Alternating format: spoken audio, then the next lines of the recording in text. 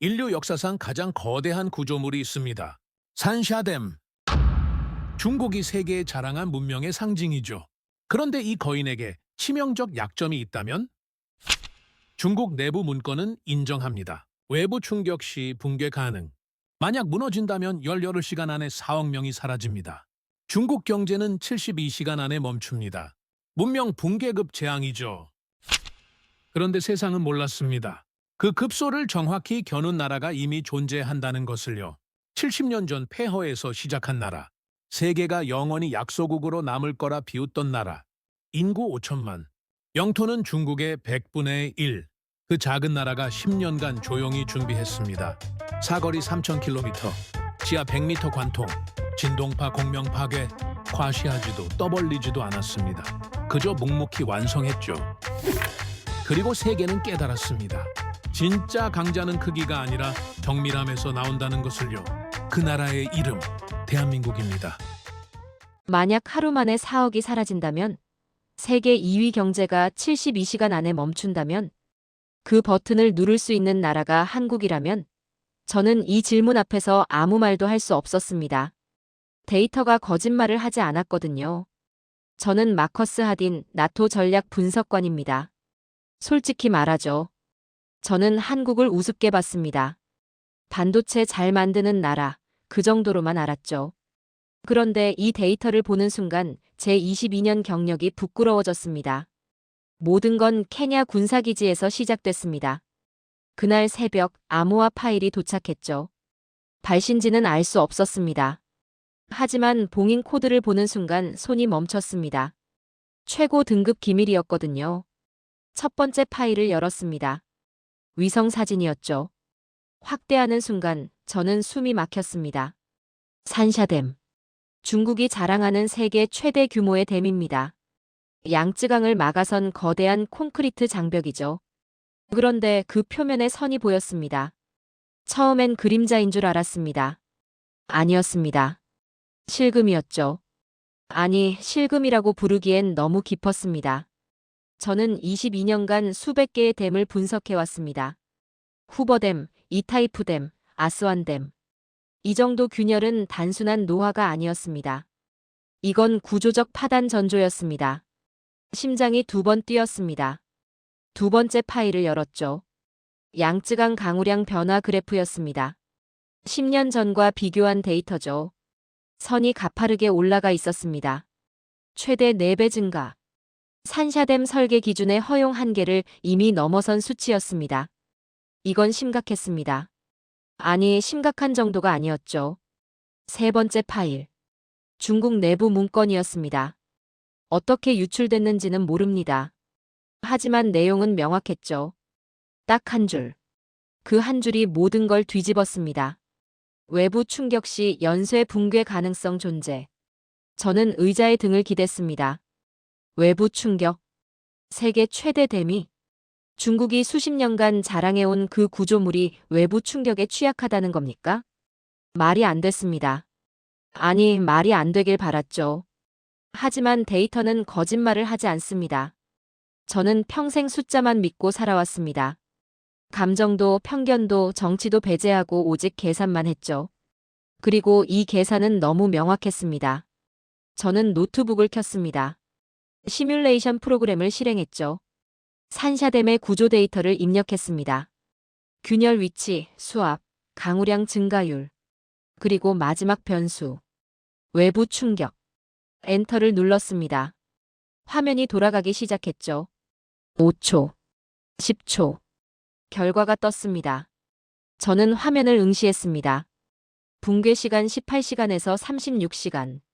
예상 사망자 3억 8천만에서 4억 2천만. 경제 마비 구간 양쯔강전 유역. 복구 불가능 기간 최소 10년. 손이 떨렸습니다. 만약 이 댐이 무너진다면 중국은 하루 반 안에 사라집니다. 14억 인구 중 3분의 1이 직접 피해를 입죠. 공장, 도시, 농경지 모든 게 물에 잠깁니다. 이건 자연재해가 아니었습니다. 문명 붕괴급 시나리오였죠. 그런데 더 무서운 건 따로 있었습니다. 중국은 이 사실을 알고 있었다는 겁니다. 외부 충격 시 붕괴 가능성 존재라는 문장이 그 증거였죠. 그들은 알고 있었지만 인정할 수 없었던 겁니다. 왜?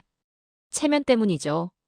세계 최강국이라 자처하는 나라가 자국의 심장이 이렇게 약하다는 걸 인정할 수 없었던 겁니다.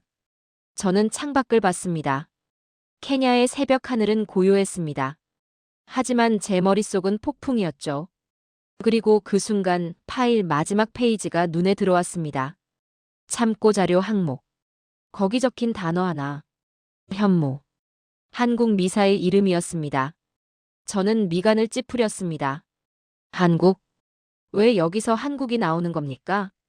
그 질문이 제 인생 전체를 뒤흔들 시작이었습니다.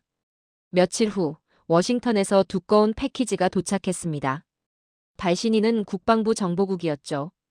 봉인 상태를 보니 최고 등급 기밀이었습니다. 저는 사무실 문을 잠그고 패키지를 열었습니다. 서류 뭉치가 쏟아졌죠. 첫 페이지 표지에 적힌 단어. 현무 5. 저는 피식 웃었습니다. 한국? 네, 한국은 훌륭한 나라입니다. 반도체, 자동차, 조선. 세계적 수준이죠. 하지만 전략 무기. 미국이나 러시아, 중국과 비교할 급은 아니라고 생각했습니다. 그냥 루틴한 보고서겠거니 했죠. 페이지를 넘겼습니다. 그리고 웃음이 멈췄습니다. 사거리 3,000km. 탄두 중량 8톤급 초중량 관통 탄두. 관통 깊이 지하 100m 이상. 고각 발사 후 고속 낙하 궤적. 저는 다시 읽었습니다. 3번 읽었습니다. 숫자가 바뀌지 않았습니다. 3,000km. 초중량 관통 탄두. 지하 100m. 이건 장난이 아니었습니다. 저는 급히 지도를 펼쳤습니다.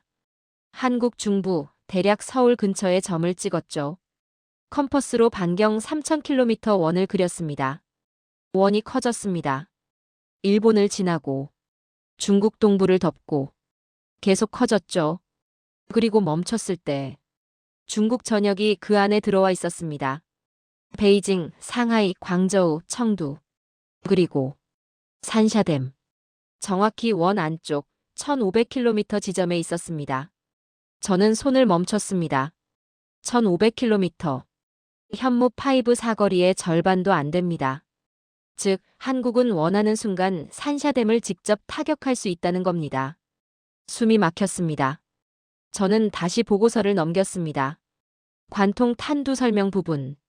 고밀도 텅스텐 합금 탄두. 초고속 낙하 시 콘크리트 구조물 관통 후 내부 폭발. 저는 22년간 댐 취약성을 분석해왔습니다. 댐을 무너뜨리는 가장 효과적인 방법은 표면 폭발이 아닙니다. 내부 폭발이죠. 구조물 안쪽에서 터뜨려야 진동파가 전체로 퍼지면서 무너집니다. 그런데 이 미사일은 정확히 그 방식으로 설계돼 있었습니다. 저는 천천히 고개를 들었습니다. 한국이 이걸 만들었다고? 5천만 인구의 나라가? 미국도 러시아도 아닌? 믿기지 않았습니다. 아니, 믿고 싶지 않았죠. 하지만 데이터는 명확했습니다. 보고서는 미국 국방부에서 작성한 겁니다. 과장이나 추측이 아니라 정밀 분석이었죠. 저는 다시 산샤댐 파일을 꺼냈습니다. 균열 위치, 구조적 약점, 붕괴 시나리오. 그리고 현무 5 보고서를 나란히 놓았습니다. 두 파일을 비교하기 시작했죠. 10분쯤 지났을까요? 제 손이 떨리기 시작했습니다. 맞아떨어졌습니다. 현무 5의 탄두 낙하 각도, 산샤댐의 구조적 취약점, 관통 깊이와 내부 폭발 위치. 모든 게 완벽하게 맞아떨어졌습니다. 이건 우연이 아니었습니다. 한국은 산샤댐을 연구했습니다. 정확히 어디가 약한지, 어떻게 쳐야 무너지는지 계산한 겁니다. 그리고 그걸 뚫을 수 있는 무기를 만든 거죠. 저는 의자에 깊숙이 몸을 기댔습니다. 22년간 나토에서 일하면서 수많은 전략 무기를 봤습니다. 미국의 토마호크, 러시아의 이스칸데르, 중국의 둥펑 시리즈. 하지만 이렇게 정밀하게 특정 목표물만 겨냥한 무기는 처음이었습니다. 이건 단순한 미사일이 아니었습니다. 산샤댐 전용 암살 도구였습니다. 그 순간 머릿속에 하나의 질문이 떠올랐습니다. 중국은 이 사실을 알고 있을까? 만약 안다면 그들은 어떻게 반응하고 있을까? 만약 모른다면 알게 됐을 때 어떻게 될까? 저는 창밖을 봤습니다. 워싱턴의 하늘은 맑았습니다. 하지만 제 머릿속은 먹구름으로 가득했죠. 한국. 작고 조용한 나라. 누구도 주목하지 않던 나라. 그 나라가 지금 중국의 심장에 칼을 겨누고 있었습니다. 그리고 아무도 눈치채지 못하고 있었죠. 저는 천천히 파일을 닫았습니다. 이 진실을 세상에 알려야 할까요? 아니면 묻어두어야 할까요? 그 고민이 앞으로 제 인생을 완전히 바꿀 거라는 걸 그땐 몰랐습니다. 저는 결심했습니다. 이 진실을 세상에 알리겠다고. 며칠 후 브뤼셀 국제전략 포럼이 열렸습니다. 전 세계 방위 전문가들이 모이는 자리죠. 저는 발표 신청을 넣었습니다. 주제 산샤댐의 구조적 취약성과 동아시아 전략 균형. 승인이 떨어졌습니다. 발표 당일. 저는 단상에 올랐습니다. 회의장엔 300명이 넘는 전문가들이 앉아 있었죠. 미국, 유럽, 중국, 러시아. 각국의 정보 분석가들과 국방 전문가들이었습니다. 저는 깊게 숨을 들이켰습니다. 첫 슬라이드를 띄웠죠. 산샤댐 위성 사진. 균열이 선명하게 보이는 사진이었습니다. 여러분, 이 사진을 보십시오. 세계 최대 댐입니다. 하지만 이미 구조적 한계에 도달했습니다. 몇몇이 고개를 끄덕였습니다. 두 번째 슬라이드. 강우량 증가 그래프.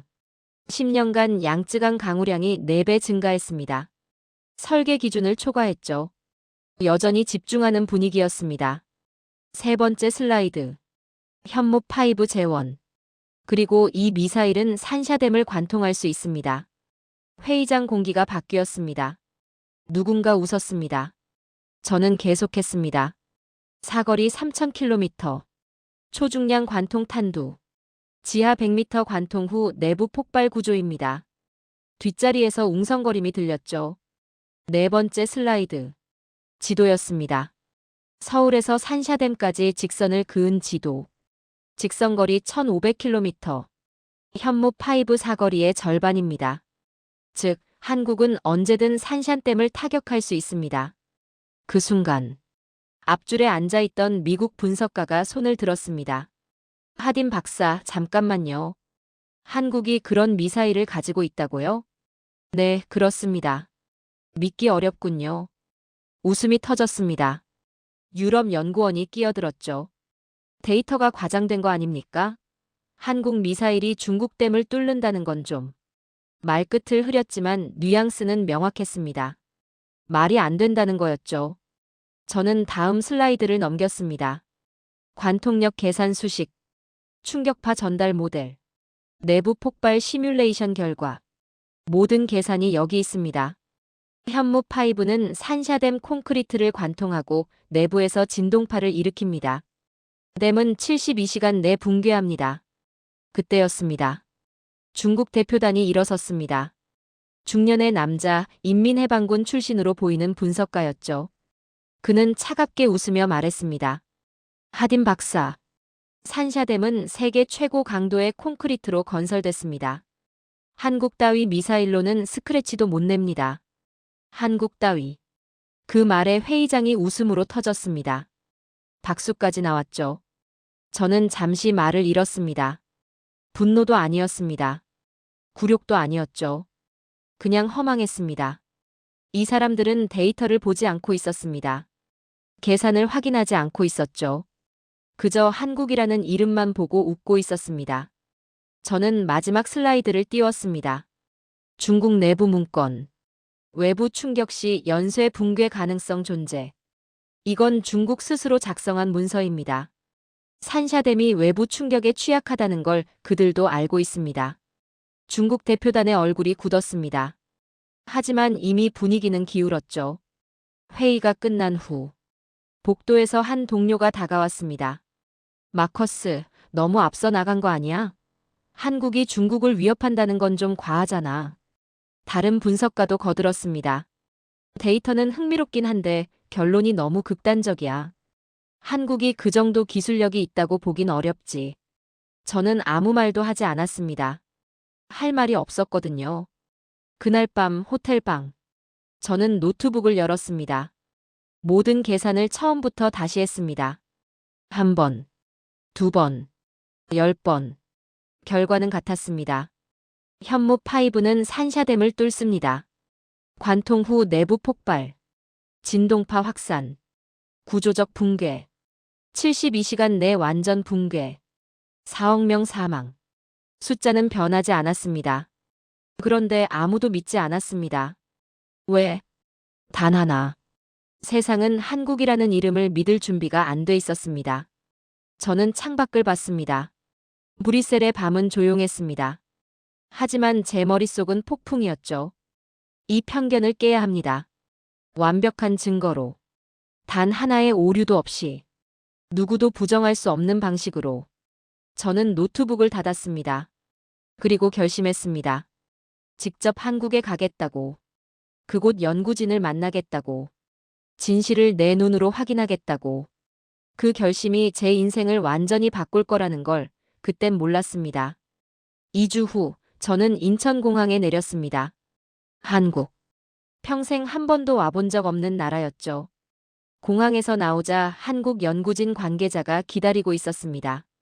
젊은 여성이었죠. 유창한 영어로 인사했습니다. 하딘 박사님 환영합니다. 이쪽으로 오시죠. 차는 서울 외곽 연구단지로 향했습니다. 고층 빌딩들이 지나갔죠.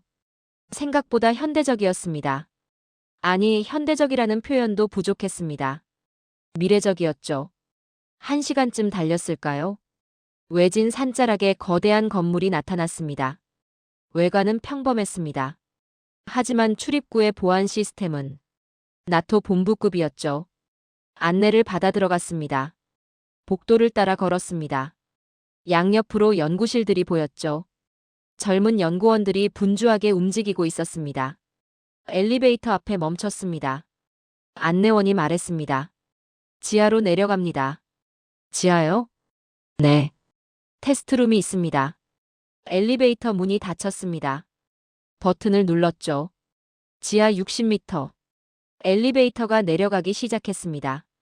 귀가 먹먹했죠. 깊이 내려갈수록 심장이 빨라졌습니다. 문이 열렸습니다. 거대한 복도가 나타났죠. 콘크리트 벽, 강철 문, 그리고 조명. 마치 군사시설 같았습니다.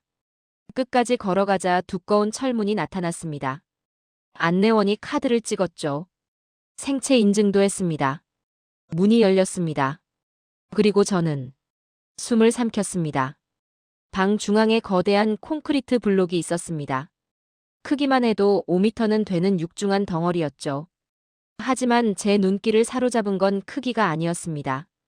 블록 한가운데 안쪽에서 밖으로 폭발한 듯 벌어진 균열이었습니다. 저는 천천히 다가갔습니다. 손을 뻗어 균열을 만졌죠. 표면은 매끄러웠습니다. 하지만 안쪽은 완전히 부서져 있었습니다. 마치 거대한 힘이 내부에서 터진 것처럼요. 저는 중얼거렸습니다. 말도 안 돼. 뒤에서 목소리가 들렸습니다. 놀라셨습니까? 돌아보니 중년의 남자가 서 있었습니다. 한국인 연구원이었죠. 백발이 섞인 머리, 날카로운 눈빛. 저는 물었습니다. 이 콘크리트 강도는? 미국 국방부 기준 최상급입니다. 후버댐과 동일한 등급이죠. 그런데 이렇게? 네. 저는 다시 균열을 봤습니다. 어떻게 이 강도를 내부에서 이렇게 부술 수 있습니까? 연구원은 차분히 대답했습니다. 현무 5 탄두는 단순 폭발물이 아닙니다. 콘크리트 내부의 진동파 공명 현상을 유도합니다. 공명? 네. 댐의 구조적 사망선을 정확히 겨누는 방식입니다. 저는 멈췄습니다. 공명. 22년간 댐 분석을 해온 제가 가장 두려워하는 단어였습니다. 모든 구조물엔 고유 진동수가 있습니다. 그 진동수와 일치하는 충격을 가하면 구조물은 스스로 무너집니다. 아무리 강해도 소용없죠. 저는 천천히 물었습니다. 그럼 산샤댐의 고유 진동수도? 연구원은 잠시 침묵했습니다. 그리고 조용히 말했습니다. 우린 댐을 파괴하려 만든 게 아닙니다. 하지만 파괴 가능성 정도는 알고 있어야 하니까요. 그 말은 마치 세상을 뒤집는 비밀을 조용히 제 손에 쥐어주는 느낌이었습니다. 저는 다시 블록을 봤습니다. 이건 실험이 아니었습니다. 증명이었죠. 한국은 이미 계산을 끝냈습니다. 시뮬레이션을 마쳤고 실험까지 완료했습니다. 그리고 그 결과가 제 눈앞에 있었습니다. 저는 물었습니다. 이 기술을 언제부터 개발하셨습니까? 10년 전부터입니다. 10년? 네. 조용히 진행했습니다. 조용히. 그 단어가 머릿속에 울렸습니다. 10년간 조용히 개발하고 조용히 실험하고 조용히 완성했다는 겁니까? 세상이 한국을 반도체 강국으로만 볼 때 그들은 이미 중국의 급소를 겨눌 무기를 만들고 있었던 겁니다. 저는 연구원을 봤습니다. 왜? 공개하지 않으셨습니까? 연구원은 잠시 미소를 지었습니다. 필요 없었습니다. 우린 과시하려고 만든 게 아닙니다. 스스로를 지키려고 만든 거죠. 그 말에 저는 아무 말도 할 수 없었습니다. 밖으로 나왔습니다. 저녁이 되어 서울 시내 호텔로 돌아왔죠. 창밖을 봤습니다. 서울의 불빛이 빛나고 있었습니다. 수백만 개의 불빛이 반짝이고 있었죠. 저는 중얼거렸습니다. 이 나라. 내가 생각했던 수준이 아니군. 한국은 작았습니다. 하지만 조용했습니다. 그리고 정확했습니다. 과시하지 않고 떠들지 않고 그저 묵묵히 필요한 걸 만들었습니다. 그 조용함 뒤에 숨겨진 힘이 이제야 보이기 시작했습니다. 저는 노트북을 열었습니다. 보고서를 작성하기 시작했죠. 제목은 간단했습니다. 한국은 준비되어 있다. 다음 날 아침, 저는 다시 연구단지로 향했습니다. 이번엔 본격적인 협력이 시작되는 날이었죠. 회의실에 들어서자 5명의 한국 연구원이 기다리고 있었습니다.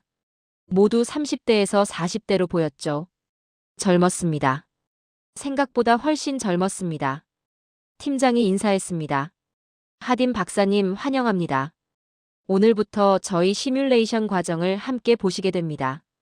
감사합니다. 편하게 봐주세요.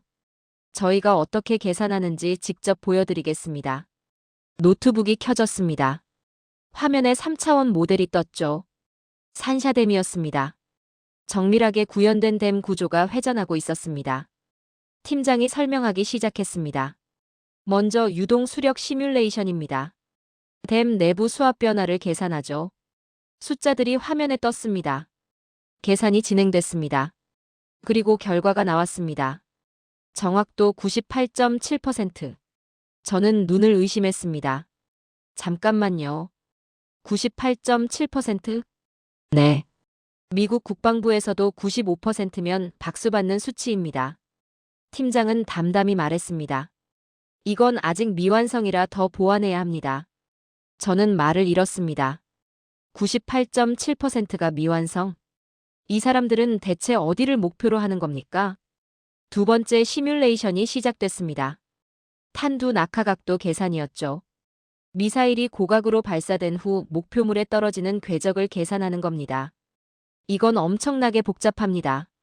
바람, 중력, 회전, 대기 저항. 모든 변수를 고려해야 하죠. 계산이 끝났습니다. 화면에 숫자가 떴습니다. 오차 0.004도. 저는 화면을 다시 봤습니다. 0.004도? 네. 이건 말이 나오지 않았습니다. 22년간 나토에서 일하면서 이런 수치는 본 적이 없었습니다. 미국 최신 미사일도 0.01도면 최상급입니다. 그런데 0.004도? 저는 물었습니다. 어떻게 이런 정확도가 나옵니까? 반복 테스트입니다. 수천 번 시뮬레이션하고 실제 발사 데이터와 대조하고 다시 보정합니다. 몇 년이나 걸렸습니까? 5년쯤요. 5년. 5년간 하나의 각도를 계산했다는 겁니까? 세 번째로 놀란 건 그 다음이었습니다. 회의실 문이 열리고 젊은이들이 들어왔습니다. 대학생처럼 보였죠. 팀장이 소개했습니다. 저희 연구에 참여하는 공대생들입니다. 학생들이요? 네. 시뮬레이션 보조를 맡고 있습니다. 저는 그들에게 질문을 던졌습니다. 탄두가 콘크리트에 관통할 때 에너지 손실률은?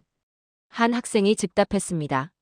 속도와 각도에 따라 다르지만 평균 23에서 27%입니다. 관통 후 내부 폭발 지연 시간은? 다른 학생이 대답했습니다. 0.08초입니다. 그래야 최대 깊이에서 폭발합니다. 저는 입을 다물지 못했습니다. 20대 청년들이 제 질문에 전문가 레벨로 즉각 대답하고 있었습니다. 망설임도 틀림도 없었죠. 미국 국방부에서도 이런 인재를 찾기 힘듭니다. 그런데 한국은 학생들이 이 수준이었습니다. 네 번째 충격은 점심시간에 왔습니다. 식당에서 팀장과 이야기를 나눴죠. 저는 물었습니다. 이 프로젝트 언론에 공개하신 적 있습니까? 아니요. 왜죠? 이 정도면 세계적 수준인데요. 팀장은 잠시 미소를 지었습니다. 필요 없습니다. 우린 인정받으려고 하는 게 아니니까요. 그럼 왜 합니까? 필요하니까요. 우리를 지키는데 필요하니까 만드는 겁니다. 그 말에 저는 숨이 막혔습니다. 인정도 칭찬도 명예도 바라지 않는다? 그저 필요하니까 만든다? 이건 제가 아는 어떤 나라와도 달랐습니다. 미국은 무기를 만들면 전 세계에 알립니다. 러시아도 마찬가지죠. 중국도 과시합니다. 그런데 한국은 조용히 만들고 조용히 완성하고 조용히 숨겼습니다. 저는 그제야 깨달았습니다. 세계는 한국을 과대평가한 게 아니라 극단적으로 과소평가한 거였어. 오후 마지막 회의가 열렸습니다. 연구 책임자가 들어왔죠. 60대쯤 되어 보이는 남자였습니다. 백발이었지만 눈빛은 날카로웠습니다. 그는 저를 보며 물었습니다. 박사님, 궁금한 게 있으시다면서요? 저는 조심스럽게 물었습니다. 현목 파이브는 정말 산샤댐을 뚫을 수 있습니까? 책임자는 잠시 침묵했습니다. 그리고 조용히 말했습니다. 박사님, 산샤댐을 뚫을 수 있냐고 묻는다면 답은 이미 데이터가 말하고 있습니다. 저는 고개를 끄덕였습니다. 더 이상 질문할 필요가 없었습니다. 답은 명확했으니까요. 그날 밤 호텔로 돌아왔습니다. 창밖 서울 야경을 보며 저는 생각했습니다. 이 작은 나라의 침착함, 기술, 그리고 조용한 자신감. 이건 진짜였습니다. 한국은 이미 중국의 심장을 겨눌 준비를 마쳤습니다. 그리고 아무도 눈치채지 못하고 있었죠. 저는 노트북을 열었습니다. 보고서에 한 줄을 추가했습니다. 한국을 과소평가하지 마라. 그들은 이미 게임을 바꿨다. 한국에서 돌아온 뒤 저는 모든 데이터를 정리했습니다. 3주간의 현장 조사 결과, 실험 영상, 시뮬레이션 수치, 연구원 인터뷰, 그리고 결론. 현무 5는 산샤댐을 파괴할 수 있다. 저는 이 보고서를 국제조사단에 제출했습니다. 나토 본부, 미국 국방부, 유럽 안보연구소, 주요 기관 전부에 보냈죠. 그리고 기다렸습니다. 반응이 올 줄 알았습니다. 하지만 예상과 달랐습니다. 첫 번째 반응은 사흘 후 왔습니다. 미국 국방부 동료에게서 전화가 왔죠. 마커스. 목소리가 낮았습니다. 왜 그래? 내 보고서 때문에 난리야. 무슨 난리? 중국이 격분했어. 대사관에서 공식 항에 들어왔다고. 내가 한국 편을 든다고 난리야. 저는 잠시 말을 멈췄습니다. 나는 편을 든 게 아니야. 데이터를 분석한 거야. 알아. 하지만 지금 분위기가 안 좋아. 괜히 중국 건드리지 말라는 분위기거든. 데이터는 거짓말을 안 해. 마커스, 정치를 생각해야 해. 내가 맞을 수도 있어. 하지만 지금은 타이밍이 안 좋아. 전화가 끊겼습니다. 저는 수화기를 내려놓았습니다. 타이밍? 진실의 타이밍이 어디 있습니까? 일주일 후 두 번째 압박이 왔습니다. 유럽 안보 연구소였습니다. 이메일이었죠. 제목 보고서 재검토 요청. 내용은 짧았습니다. 하딘 박사님의 분석은 지정학적 마찰을 야기합니다. 한국의 능력을 과장한 것으로 보입니다. 보고서 철회를 권고합니다. 저는 화면을 멍하니 봤습니다. 과장? 제가 직접 현장에서 본 겁니다. 실험 결과를 받고 연구원들과 대화했고 데이터를 검증했습니다. 어디가 과장입니까? 하지만 그들은 믿지 않았습니다. 아니, 믿고 싶지 않았던 겁니다. 세 번째 경고는 더 직접적이었습니다. 중국 대사관에서 공식 서한이 왔습니다. 봉투를 뜯는 순간 손이 떨렸죠. 내용은 차갑고 간결했습니다. 당신의 분석은 허위입니다. 한국은 그 정도 기술이 없습니다. 조사 중단을 권고합니다. 계속될 경우 법적 조치를 검토하겠습니다. 법적 조치. 위협이었습니다. 노골적인 위협이었죠. 저는 서한을 책상에 내려놓았습니다. 그날 밤 사무실에 혼자 남았습니다. 창밖은 어두웠죠. 불 꺼진 빌딩들 사이로 가로등만 빛나고 있었습니다. 저는 책상 위에 쌓인 서류들을 봤습니다. 위성 사진, 실험 영상, 계산 수식. 모든 증거가 여기 있었습니다. 하지만 아무도 보려 하지 않았습니다. 미국은 중국을 자극하고 싶지 않았습니다. 유럽은 균형을 유지하고 싶었습니다. 중국은 진실을 묻고 싶었습니다. 그리고 한국은 조용했습니다. 아무 말도 하지 않았죠. 그저 묵묵히 자신의 일을 할 뿐이었습니다. 저는 노트북을 켰습니다. 다시 계산을 시작했습니다. 처음부터 탄두 무게, 낙하 속도, 관통 깊이, 폭발력, 진동파 전달, 구조적 취약점. 모든 변수를 다시 입력했습니다. 1번, 2번, 10번. 결과는 같았습니다. 현무 5는 산샤댐을 뚫습니다. 관통 후 내부 폭발. 진동파 공명. 72시간 내 붕괴. 4억 명 사망. 숫자는 변하지 않았습니다. 그런데 왜 아무도 믿지 않습니까? 아니, 믿지 못하는 겁니까? 아니면 믿고 싶지 않은 겁니까?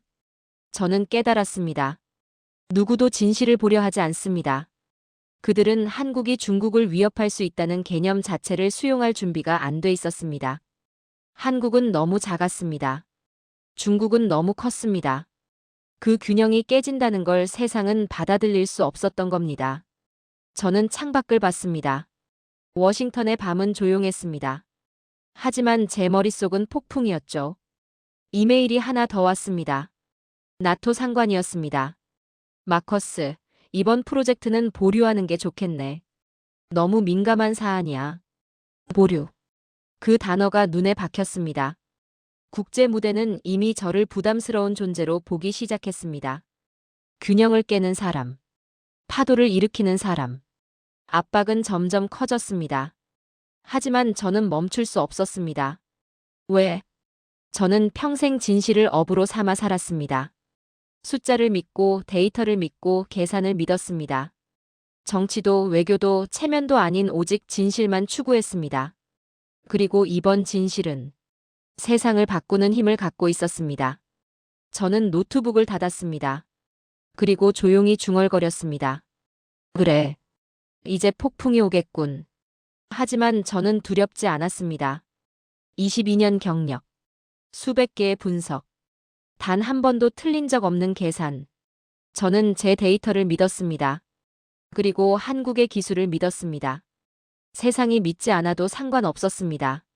진실은 결국 드러나니까요. 저는 새 파일을 열었습니다. 제목을 입력했습니다. 산샤댐 취약성 최종 보고서 다시 반박 불가능한 증거. 그리고 타이핑을 시작했습니다. 폭풍이 오든 말든. 저는 끝까지 갈 준비가 되어 있었습니다.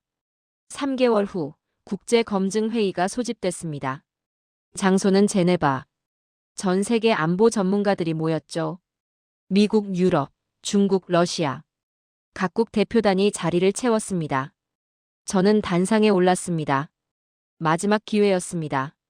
이번엔 완벽해야 했습니다. 저는 마이크를 잡았습니다.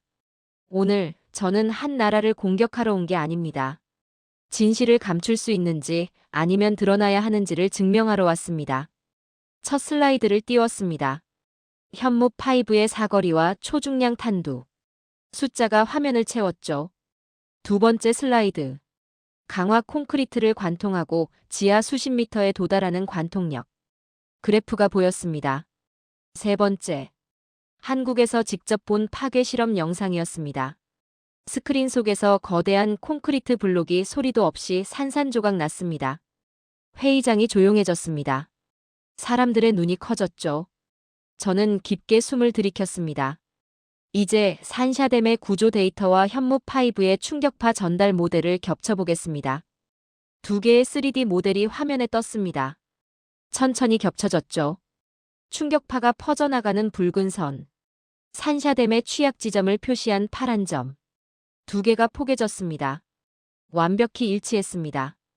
회의장 공기가 바뀌었습니다. 누군가 숨을 들이마시는 소리가 들렸습니다. 이건 우연이 아닙니다. 한국은 산샤댐이 어디에서 어떻게 무너질지를 정확히 이해하고 있습니다. 그리고 저는 마지막 카드를 꺼냈습니다. 중국 인민해방군 내부 문건. 표지가 화면에 떴습니다. 산샤댐 외부 위협평가 보고서. 회의장이 술렁였습니다. 핵심 문장을 띄웠습니다. 고각 탄도 미사일에 대한 취약성 존재. 한국 현무 미사일 개발 현황 지속 모니터링 필요. 순간 정적. 그리고 낮게 터져나오는 웅성거림. 중국 대표단의 얼굴이 하얗게 질렸습니다. 전날까지 나를 조롱하던 분석가는 고개조차 들지 못했습니다. 저는 천천히 말했습니다. 중국은 알고 있었습니다. 자국의 심장을 겨눌 수 있는 능력이 한국에게 생겼다는 것을. 하지만 인정할 수 없었죠. 그래서 거짓으로 덮으려 했습니다. 저는 회의장을 둘러봤습니다. 그러나 오늘 숫자와 데이터, 그리고 그들의 내부 문서가 말해줍니다. 마지막 슬라이드를 띄웠습니다. 한국 국기와 함께 한 문장. 한국은 이제 동아시아에서 누구도 쉽게 건드릴 수 없는 나라가 되었습니다. 잠시 침묵. 그리고 폭발하듯 터져나온 박수. 앞줄에서 시작된 박수가 뒷줄까지 번졌습니다. 중국 대표단만 얼어붙어 있었죠. 회의가 끝난 후 복도에서 여러 사람이 다가왔습니다. 미국 분석가가 악수를 청했습니다. 마커스, 놀라운 발표였어. 인정할 수밖에 없군. 유럽 연구원도 고개를 숙였습니다. 데이터가 완벽했습니다. 더 이상 의심할 여지가 없네요. 그날 세상은 처음으로 한국의 힘을 부정할 수 없는 사실로 받아들였습니다.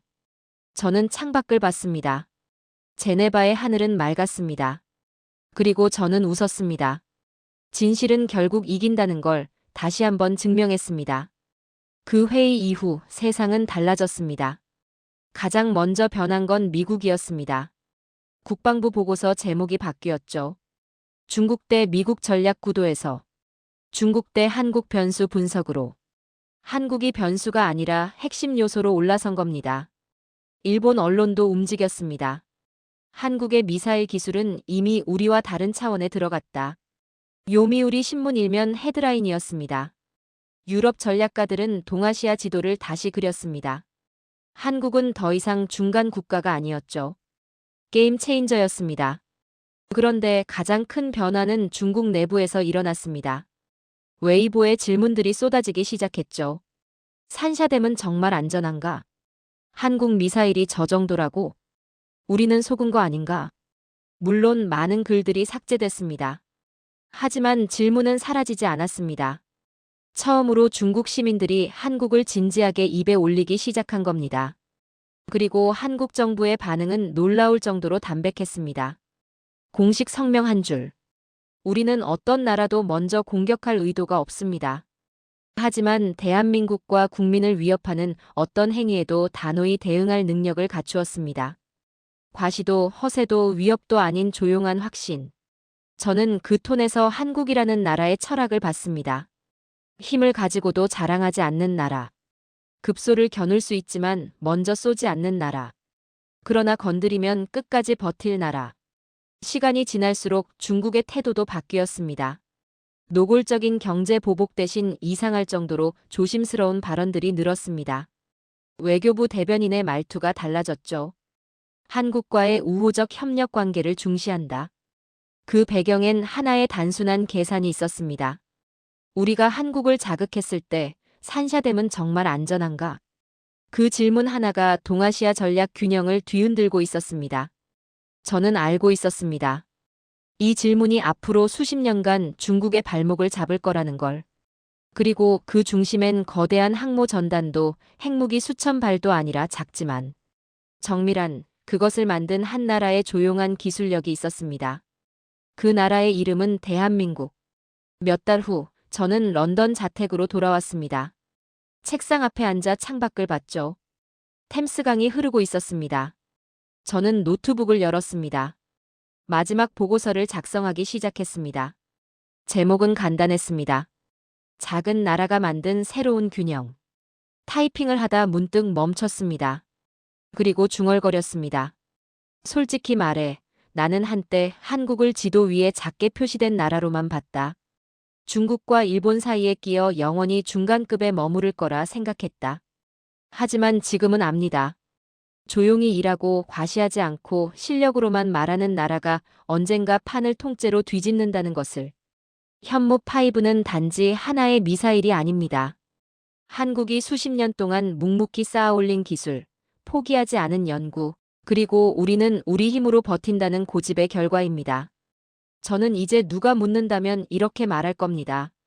중국이 가장 두려워해야 할 나라는 지도에서 큰 나라가 아니다. 자신의 힘을 떠벌리지 않는 나라, 그러나 필요할 땐 한 발로 모든 계산을 뒤집을 수 있는 나라. 그게 바로 한국이다. 저는 타이핑을 멈췄습니다. 그리고 마지막 문장을 입력했습니다. 그리고 나는 그 진실을 세상에 증언한 사람이다. 엔터를 눌렀습니다. 파일이 저장됐죠. 저는 의자에 기대며 웃었습니다. 22년 경력 중 가장 뜨거운 싸움이었습니다. 그리고 가장 보람 있는 승리였습니다. 지금까지 긴 영상 시청해주셔서 감사합니다. 내일 더 멋진 이야기로 찾아뵙겠습니다. 감사합니다.